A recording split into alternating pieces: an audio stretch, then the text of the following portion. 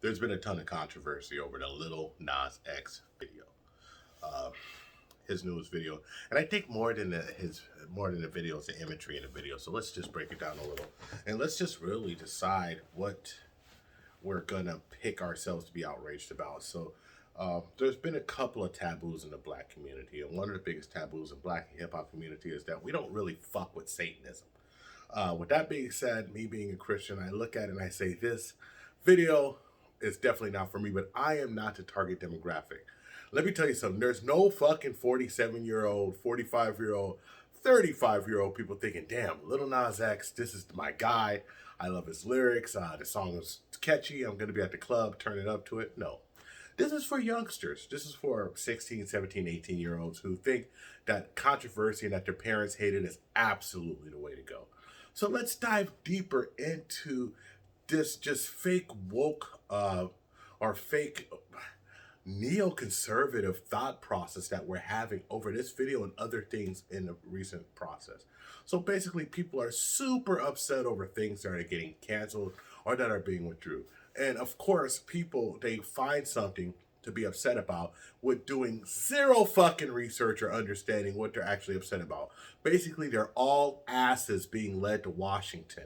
And this is just a take from social commentary and one of the original social commentary, the Supreme Court cases, when it was actually for freedom of speech came down that you can actually slander and actually use hyperbole and even just make shit up to make fun of somebody in telling a greater story. And this is what I mean. We can all get upset at certain things from our childhood that's going away and say things are changing and rail against it. We can also get upset at the moral fabric that we're upset at that society is projecting in our homes. But we have power in the United States to turn shit the fuck off. And when you're upset that your kids are having things pumped into their head, it really comes down to you're just not in control of your fucking kids. And let's be honest, right? Kids nowadays have it a lot easier to get access to things than we have. But you know what? Your fucking 15-year-old doesn't have to have a smartphone with all the bells and whistles so they can watch porn and watch everything anytime they want. You don't have control over it. I mean, you're literally upset because you purchased something for this child and now the child's using it. I know the pitfalls of it, but you know what? You don't have to have a fully active phone for your kid to get in touch with you. I think that a kid having a cellular phone is great. Having tabs on it is even better. But why don't you have control in your household to stop these images from coming in? Stop depending on the media to raise your children for you. This has been a problem in our country for years. I mean, I just remember years ago, people would always say shit like, well, you know what? This is absolutely ridiculous that these rap music lyrics, they're just going to disrupt our children.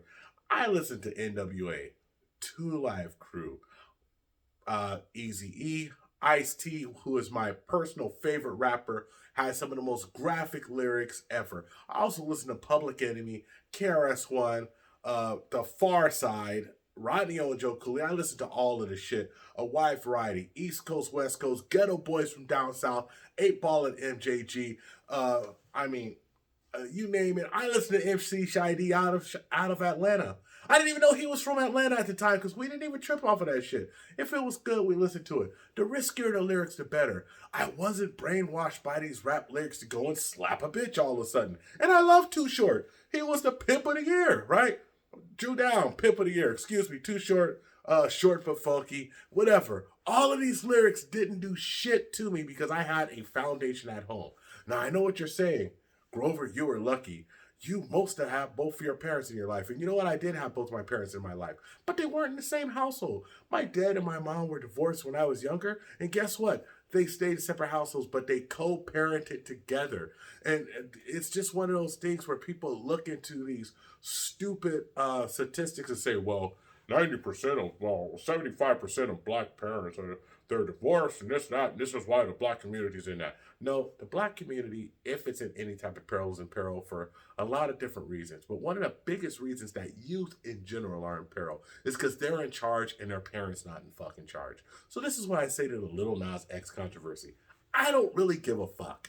If you don't like what he's doing, Take control of your family and turn it off. But don't try to blame society or media for you not having control in your house. It sounds like you're a fucking beta male. It sounds like a bunch of beta males who don't have the narrative in their home, and now they're upset because a stronger influence, which is there more than they are, has influence over their child. How is that possible? You're raising your child, not the television. I have a good friend of mine who lives literally out of society, drives an hour and a half to work every day, doesn't have cable television, lives on a fucking mountain. And you know what? He does it because he wants to have control over the narrative of what his children see. That's dedication to controlling your family and controlling what they see. Now, look, I'm not saying that this is never going to be out there. I'm not saying that once your kid is 17 years old, he's not going to be looking at porn. Shit, I was looking at all types of porn when I was 17. I was doing some things that weren't great, but you know what? I had a foundation in my life that taught me that if I didn't get in trouble for it once, I'm not going to keep doing it thinking that I'm special. I thought that I was just getting away with something. So why are we really upset about this imagery? Why are we seeing memes now saying that, well, Cardi B twerking on the Grammys is okay. She's doing the scissors with Meg Thee Stallion and they were kissing and grabbing each other's tits and it made me feel like they were going to touch my naughty place. Why are we going through this stuff? And they're saying, well, Dr. Seuss books were banned. No, Dr. Seuss's estates took books down because the estate themselves thought that the imagery was racist. Nobody's banning Dr. Seuss. They fucking did it to themselves. There was no big controversy. They weren't burning Dr. Seuss books. The fucking estate did it, okay? And the books that were burnt, these assholes are acting like it was a cat in the hat. No, it was obscure books that weren't selling anyway. Because guess what? Nobody would take their fucking bread and butter away. If it was the most famous Dr. Seuss imagery that was fucking found offensive, they would fight for it because that's where their money was made. So let's just think about it. Stop making mountains out of molehills. Stop comparing Pepe Le Pew being not okay, right, and getting canceled, but Lil Nas X twerking on Satan's lap being okay. I don't fuck with Lil Nas X. I don't like the music, but I'm fucking mature enough to understand that I don't give a fuck. And you know what? The children in my life, if they're around, I'll have to sit down and tell them one day that this is inappropriate and why I don't like it. And just because somebody does it doesn't mean they have to do it. Whatever the fuck happened to if 50 people jump off a bridge, are you going to jump off the bridge too with your stupid ass? Whatever happened to talking to people and installing the values that you wanted instead of letting a television do it? You know what happened? You lazy bastards sat your kids in front of the television, sat your kids in front of the PlayStation, and you went on about your life to make your money and do what you wanted to do, but you let your kids fucking learn from the wrong people, and now we're dealing with it. That's why we have a stupid fucking society today. That's why we drive around and people don't know shit, and they do stupid things and they think the world owes them something because they were never told that just because you see something, it doesn't mean it's accurate. Think for yourselves and stop falling victim to this bullshit. Because I'm really tired. There's going to be a new controversy next week. And let's really break down why Lil Nas X said he did it and why he probably did do it. Do we think Lil Nas X is a Satanist? I don't give a fuck. It's his soul. He can do what he wants with it. 82 million views on YouTube is what this got. 82 million views of his latest video. Well, if you're at 82 million views, it'll be at 90 million by the time this video gets out. Then he's probably doing it for a financial gain. He's probably doing it for shock value. I mean, he's already certified diamond with Old Country Road, and he has to do something else. I don't think Lil Nas X is some great lyricist that's going to be around for a long time.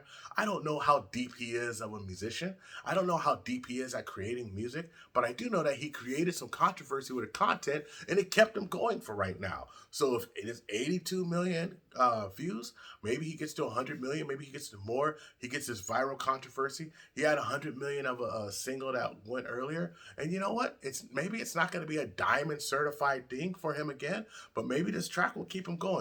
I mean, a man has the right to make a living as long as he's not hurting people. So stop bitching about the content that you see and control the content that comes in your house. That's my rant on this. And basically, it's up to you to make your reality better, not up to some asshole who doesn't know you making a video. Even mine.